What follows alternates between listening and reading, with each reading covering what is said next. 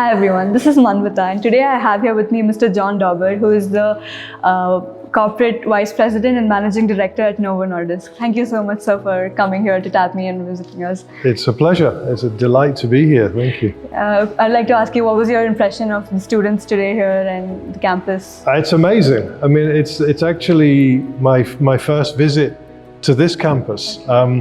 I've lived and worked here in Bangalore for 3 years, but first visit to this place, and I think it's phenomenal. First of all, the campus, the opportunities, and the facilities that you've got are just world class, and the energy that I feel from the students, from your colleagues, the passion from the faculty that I've seen already is just out of this world. I'm originally from England, and so I know a little bit about, British university system, and quite frankly, this is on a different level. So super impressive. That's really nice to hear, sir. And I'd like to ask you, what skills do you think are important for students who are planning on going to the healthcare teams? Yeah, so I represent a GCC based here in India, and we have about 4,500 employees across almost the whole what we call value chain in a pharmaceutical company. So we have about 1,000 people in research and development, about 1,000 people in IT of all its different areas, about 700 people in finance, and the rest are made up of commercial people, marketeers, digital marketeers, HR operations, quality, etc. So what I guess we see in our company, in Novo Nordisk, is there are the tech skills in 2025 and beyond are pretty important, so you having the understanding of the latest technologies, being familiar with them, being able to work with them, not being scared by them like perhaps me and my peers are, is probably number one.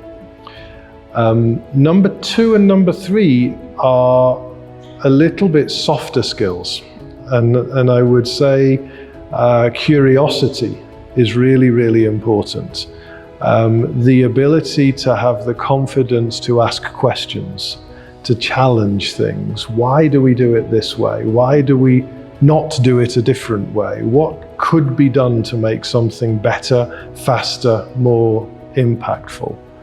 And maybe the third one is collaboration. Okay. I heard, speaking to a couple of your colleagues earlier this morning, that team environments and team problem solving is something that you really work with, and that's something we really need. Yeah.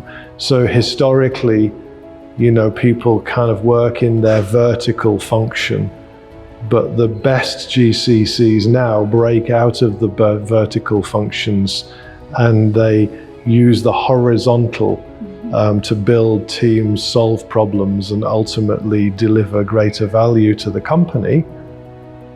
And importantly, for a healthcare GCC, greater value to the patient. Yes. Yeah, that's really nice.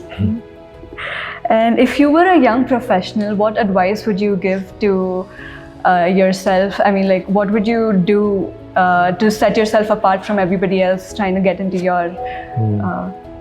So one of the things that I've really learned, probably only in the last 15 years, and in my leadership roles, I've been very lucky. I've worked in leadership roles in Europe, also in Japan, a little bit Korea, Thailand, and now India, is studying what different cultures, how different cultures operate is really important, and you in a global company, if you can navigate cultures, you really set yourself apart from the vast majority of other employees. So cross-cultural understanding, you don't necessarily have to travel and work to do that, although travel would help.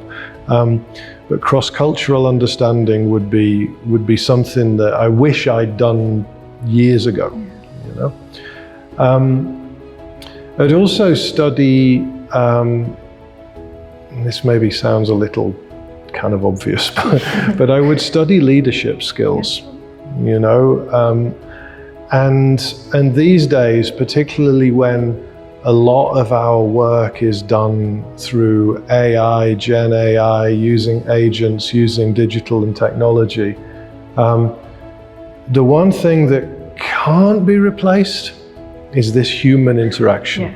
Being able to lead people with the heart as well as the head, to be able to understand people's inner motivations, and develop your ability to lead human beings, not just through tasks, if that makes sense. Yeah. And again, that's something that's probably come to me rather late, leading an organization through the COVID pandemic and realizing that suddenly everybody's fears and paranoias and self-esteem was kind of all reset because we didn't know what we were dealing with. Yeah. And so learning how to lead with humanity became really, really important. Yeah, that was very insightful, sir. Thank you. I'm afraid that's all the time we have for today, but it was really wonderful having you here with us today. So Absolute thank you pleasure. so much. No, thank you very much for the opportunity. Thank you.